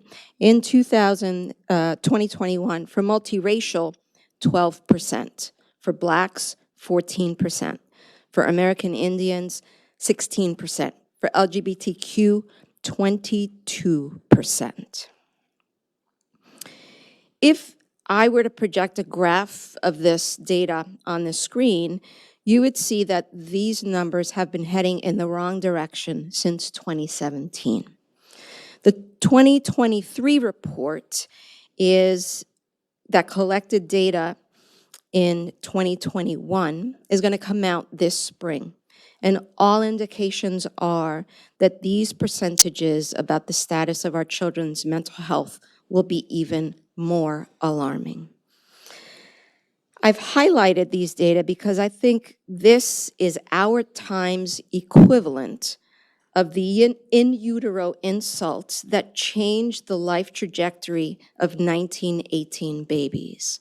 This is our opportunity to act intentionally, but in alignment and in solidarity, to change for the better the life trajectory of these children, because if not, I am concerned that their fate is predetermined based on their zip codes. So, though this generation faces many challenges, I think it has many assets that are cause for hope. According to Pew, Gen Z is the first generation of digital natives, and that has its own positives and negatives, but we're going to cast it as positive. They are more concerned with academic performance and job prospects, and they tend to be pragmatic and financially minded. Every parent's dream. Though they have higher levels of diagnosed mental health conditions, they have greater awareness and willingness to talk about their emotional wellness. We need to find ways of continuing to nurture that, because that's going to be the path for their healing, our healing, and our country's healing. Their faith in institutions declines as compared to previous generations, but they think government should do more to solve problems. Their political activism is increased as compared to previous generations. Roughly a third know someone who is gender non-conforming. They are more politically progressive across the political spectrum. So independent of political affiliation, they are more progressive. They are more racially diverse than millennials and see diversity as good for society. And according to the Anna E. Casey Foundation, they will be the last generation that is majority white. And so as we think about who our work is benefiting, we also need to think about what are we doing to not only cultivate the next generation of health equity leaders, but learn from them as we look to chart a course for the next 20 years.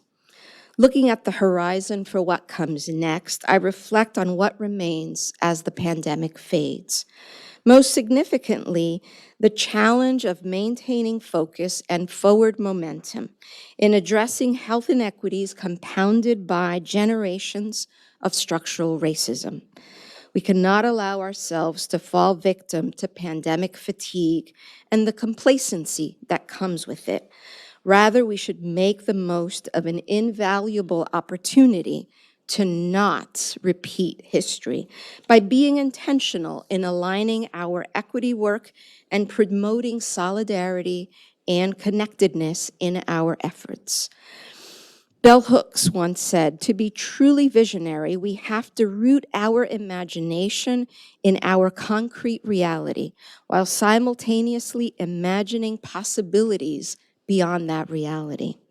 The next chapter must be marked by a more intense focus on addressing structural drivers of inequity in health, so we can realize the promise of living our fullest lives and minimizing the number of our fellow citizens dying before their time. We have an obligation to use data for advocacy and policy for action in collaboration with community to transform the health ecosystem in our country to achieve equity. This time calls on us to not only examine our privilege and act accordingly, it demands that we stop thinking in silos and start acting collectively at the intersections of these crises and move towards building systems that promote collective wellness. As Toni Morrison put it, when you get these jobs that you have been so brilliantly trained for, just remember that your real job is that if you are free, you need to free somebody else. And if you have some power, then your job is to empower somebody else. My hope is that we can generate more research focused on operationalizing health equity and its impact on systems, so that outcomes are not predetermined based on how much melanin our skin has or what our zip code is. So earlier I spoke about our jobs to bear witness and take action. Our third job is to take care of ourselves and one another. People are not born resilient. They learn it from those around them. But if there aren't the supports of a society buoyed by social cohesion, then those efforts will only go so far. And so as I come to the end of my remarks, I want us to take this moment to rest in our sacred imagination and visualize what it would take to increase social capital and community cohesion that sustain a continuum of care for eliminating racial inequity that starts by setting a newborn up for success even before birth, that ensures families have the support structures to weather the emotional and financial turmoil that can be precipitated by natural or man-made disasters, that supports children's development through stable housing, adequate nutrition, and quality education, that doesn't medicalize, pathologize, or criminalize normal reactions to chaotic events, but rather focuses on teaching and positively reinforcing self-regulating behavior and solidarity to one another's well-being. That strives to hardwire honoring the dignity of every human life at all possible turns, be they good or bad. Hardwiring that into the fabric of society, and that at the end of our days, we have the opportunity to age in place with our loved ones, be honored for our contributions to society, be they big or small, and be laid to rest with the same dignity with which we arrived into this world. Thank you.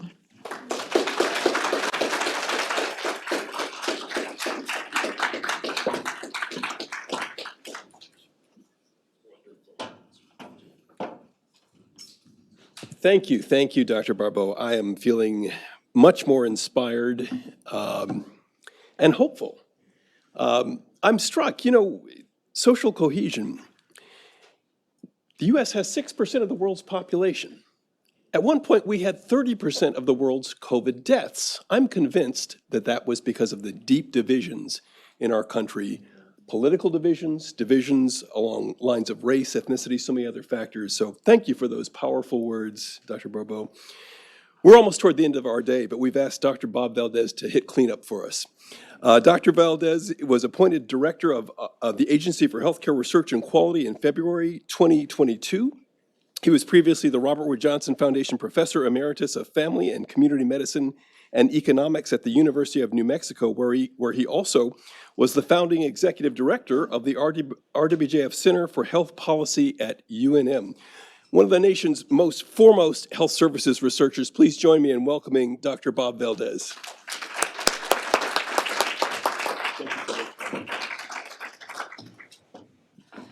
What an inspiring talk you just gave. I mean, I'm trying to catch my breath still so I can try to figure out how I can actually respond. Because batting cleanup is really tough, because you've had such brilliant speakers all day long who've inspired you with their knowledge and their suggestions. But what I really want to do is get you to think about not only the unequal treatment, but how do we vanquish unequal treatment? That's really what our job is today. But I'm going to tell you a story about what happened 1899 in Atlanta, because it's relevant today. A young boy came down with diphtheria, and his father went out seeking care for him. He searched all night and all day, looking for one of 3 black physicians. Why? Because none of the white physicians in the community would care for him. Now, I tell that little story about E.B. Du Bois, who is one of the foremost sociologists, who, quite honestly, began the work of the report that we're celebrating its 20-year anniversary on equal treatment. Throughout the course of his sociological career and activist career, he documented unequal treatment. He used data in ways that sociologists prior to him in the United States hadn't. He adopted that sociology that we understand that uses data and statistics to try to make an argument for what's going on. Not only about what's going on, but how we can go about addressing them. Now, many of us in this room today have had family or personal experiences that mirror that very experience that E.B. Du Bois experienced in 1899. I, like other Mexican Americans who grew up in the Southwest and south of the Mason-Dixon line, experienced Jim Crow. There were times my parents couldn't find assistance or help, or my cousins couldn't find assistance or help. Why? They're Mexican. And if we're Mexican, we're half indigenous and half European kind of thing. You know, like, oh, they're really Indians. No care for them. It's a history that hasn't gone away, and we heard from our legal experts. In fact, the rights we thought we gained in the 60s have been swept away over the course of the last 50 years. And so I think it's extremely important for us to concentrate in how do we in fact go about vanquishing unequal treatment. It certainly has been my goal throughout the course of my career. I want to start a little bit by stepping back. What is race anyway?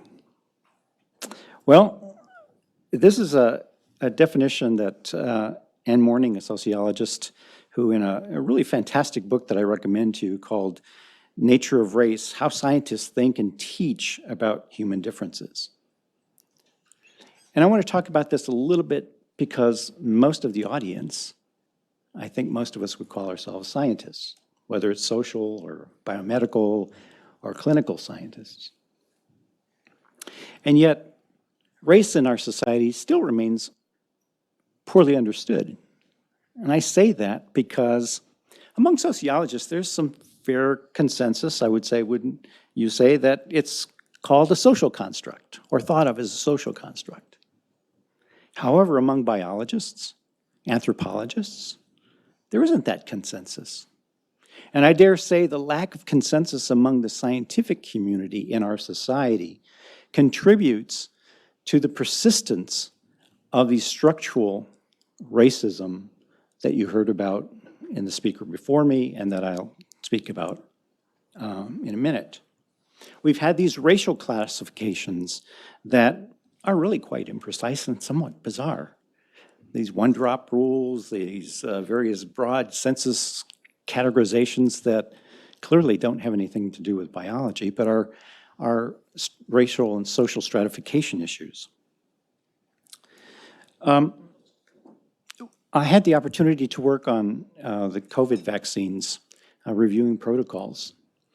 And some of the scientists who presented some of the protocols were required by the US government to look at a diverse population that included people from different racial and ethnic categories. And they presented some information that said, oh, we got this covered, no problem. We've got, for example, we got plenty of Hispanics. I said, oh yeah, I don't see them in your data. They said, well, we have a whole study in Argentina. I said, I don't think you quite understand how we use these categories. And so it harkened back to this notion that somehow there was some biological nature in these categories that we use in our census data. Let's just be clear, we've talked about structural racism throughout the day. That's also one of these terms that sometimes gets less understood, or most people think they understand what it means. And I just want to be clear about how I'm using it. I've adopted this notion that, or this definition that the Aspen Institute has put forward. Structural racism is often thought of as institutional racism in some cases, but it's really about that system in which policies and institutional practices and norms in work or work in various ways to reinforce or perpetuate this racial group inequity. It identifies the dimensions of our history and culture that have allowed privileges associated with whiteness and disadvantages associated with color to endure and adapt over time. Vanquishing unequal treatment really requires us to think about how we dismantle and transform policies and institutions that underpin these racial hierarchies.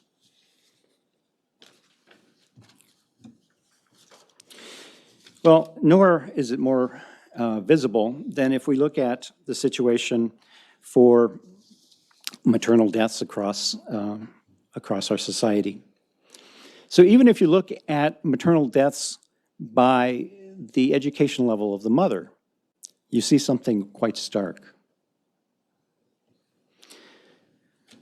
Mothers who are Black are more likely to have experienced not only severe morbidity, but also deaths, irregardless of what their education level is. A recent story of this, because this is today, is the story of Serena Williams. She had all the resources she could expect, anyone could expect to bring to a maternity ward. She had all the education necessary, and yet she was ignored and dismissed and nearly died. I encourage you to read her essay. Her essay is an excellent example that illustrates this unequal treatment that exists in our healthcare systems today. Much of what we talked about today was also focused not only on our healthcare system, which for the last 22 years, more than 20 years, AHRQ, the Agency for Healthcare Research and Quality, has been reporting to Congress on an annual basis the progress that we've been making, or not, with regard to healthcare. Because AHRQ's role within the Department of Health and Human Services is the only agency with the mission of improving healthcare for all in our society. We're not a regulatory agency. We can't pay people to do things right, but we try to provide the tools and the knowledge, the actionable knowledge that's necessary to change this report, which hasn't changed in the last 22 years. So whatever we've been doing, it hasn't been working. We got to do something different. We have to be much more aggressive, more focused in the opportunities that exist, not only to change structural racism within our care delivery system, but also deal with those upstream issues that affect health equity. Because we've been talking today, intermixing those two ideas, health equity and healthcare equity. And I think it's important for us as we move forward to be clear about what we're trying to achieve. Healthcare is only one aspect of that, one tool in that effort to try to improve healthcare and health. Now, healthcare is not safe unless it's safe for everyone. And unfortunately, the pandemic has brought it to the public's attention that our healthcare delivery systems are increasingly unsafe, and the quality of care that we're providing is less than optimal. And part of it is the result of the structural racism that exists in our system. Our goal is really to create systems that not only are equal, but adjust to the needs of individuals so that they, in fact, are much more equitable.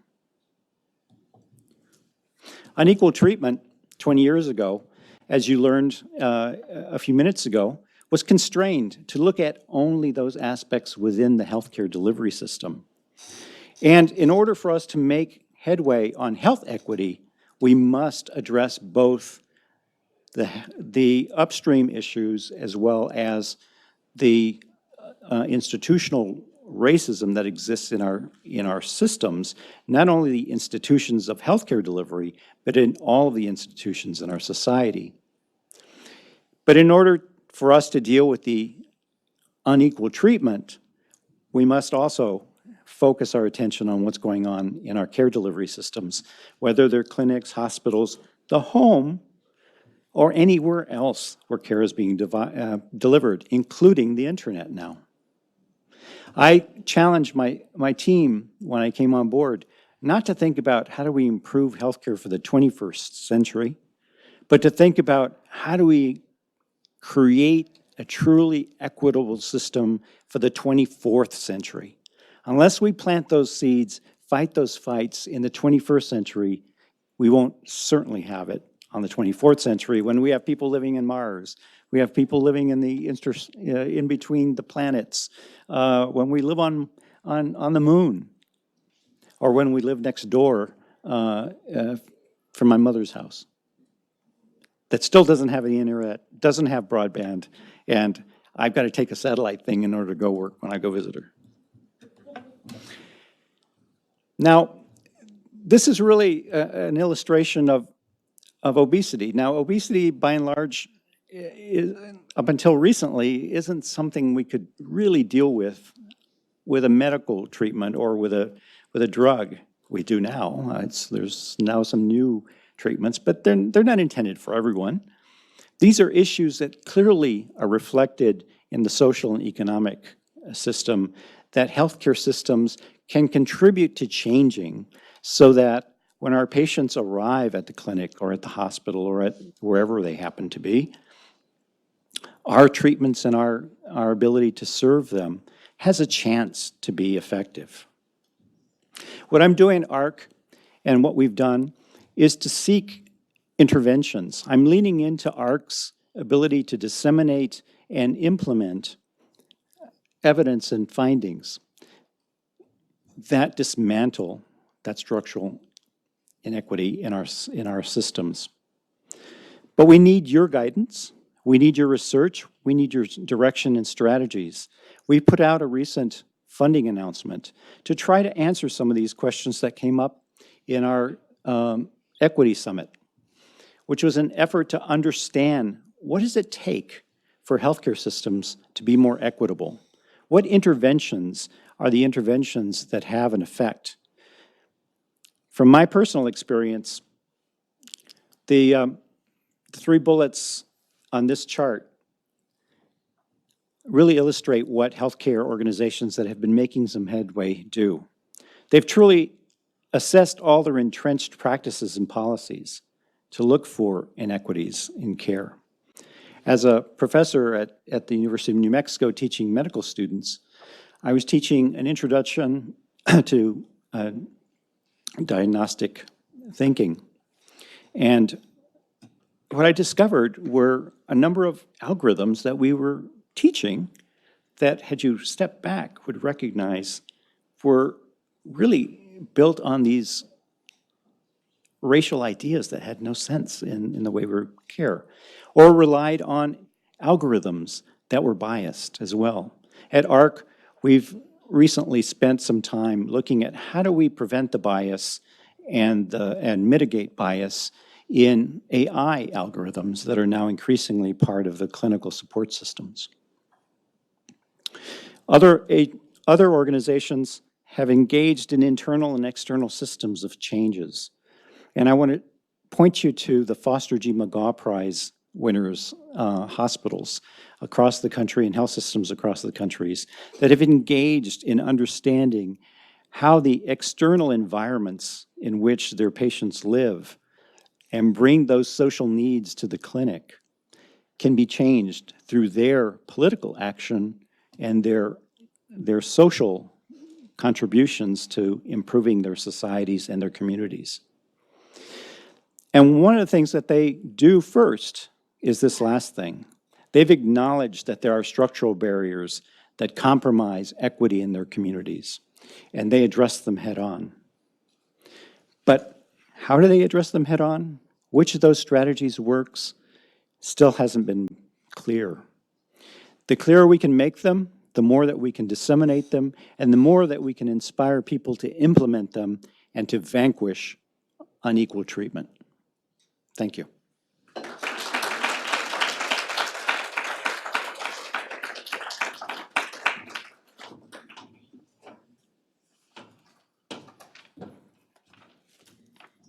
Thank you, Dr. Valdez. That was awesome.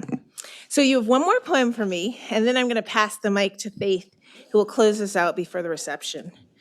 But all day, people have been talking about their mentors, and it's really to get through, to help them on their career, and it's been really heartwarming. And I often think there's two different definitions of mentors. There's the mentor who did a certain path, and they say, well, if you do what I do, then it's gonna work out. And it really is more about a validation of them, and as soon as you veer, they're like, what, and bring it on back, right? Then there's the mentor that sees you and wants to know what you want and wants to help you get there. And it's that I've heard in the conversation today when people talk about mentors. But I actually want to take it one step further, because this poem isn't about mentors, but it's actually an homage to a mentor that I've had for 30 plus years. And it's a person who saw me, believed in me, and said, you got this, go team. At a time when, in an area of healthcare, strong women are gaslit. We're told, oh, you're not bright enough. Oh, that's not really true. And we work hard. So we bring the data and we're like, yeah, it's true. They're like, oh, well, you're this, you're that. You're too strong, you're abrasive, right? And this is a person who said, keep going. And so I say it for two reasons. One, I always introduce her as my first boss. And it doesn't quite encapsulate all that I need to say, but it can encapsulate, if you have a problem, you can blame her, right? She gave me the energy. But also it's that it keeps me going. And so when I left the job, and she was incredibly supportive, I went to do my Commonwealth Fund Fellowship, of which many of my esteemed colleagues are here. And she gave me this book of poems. So I say this poem for all the really aggressive, supposedly but not really abrasive, people out there for us to keep fighting. And it's called Cabrona con Corazón, Goat Woman with a Heart. So thank you, Oxiris.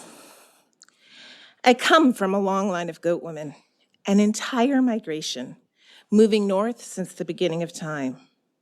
We're everywhere now, although the public would prefer not to see us, with our unsettling glare, dark and graying fur. No one feels my horns right away, is ever left to bleed, trampled on without thought or mercy, but meets an end, swift and clean. Goat women are outspoken, sometimes defensive, picky, always a little hungry, and the most uneasy trait of all, stubborn. We climb obstinately. Slips don't defeat us. Our good impacts, but a goat woman doesn't hesitate to trek alone along the narrowest ledge. I read in a magazine once that we are never satisfied. They say we don't cry, demand too much. Look out for those cabronas, it read. They've got voter cards, licenses of all kinds, a goat woman bare-breasted on the cover. Still, you couldn't see her heart. We do have hearts, the size of watermelons, that don't fit in the chest cavity. Some find its exposed arteries, its thumping, annoying. There are cabronas con corazones, and then there are cabronas. Don't mistake me for the kind without a heart, but no mistake about it, sí, soy cabrona. So it's my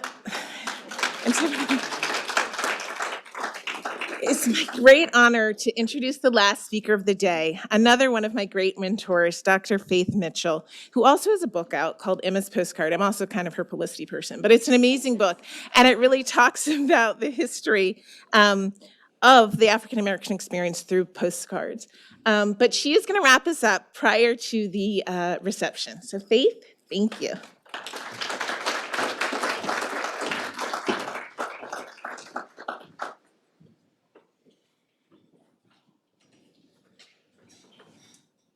So first of all, I was thinking when Brian introduced Dr. Valdez and said that you were the wrap-up, it was a lie. It was just to give people a little bit more energy. I am actually the wrap-up.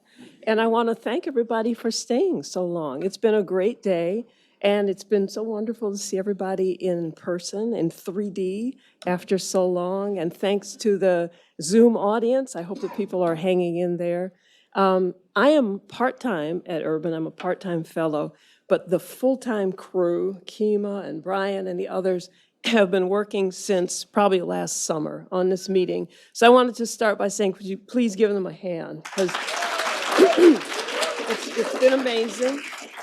And it's been such an interesting day. And you guys did it from a dream to the reality. So thank you.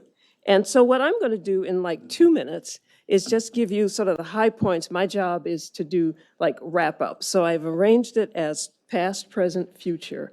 Some of the ideas that I heard over the course of the day. So past is over the last 20 years. And I'll say, by the way, I was on the outskirts when Brian did Unequal Treatment at 20. So it's been we were both at the National Academy of Sciences.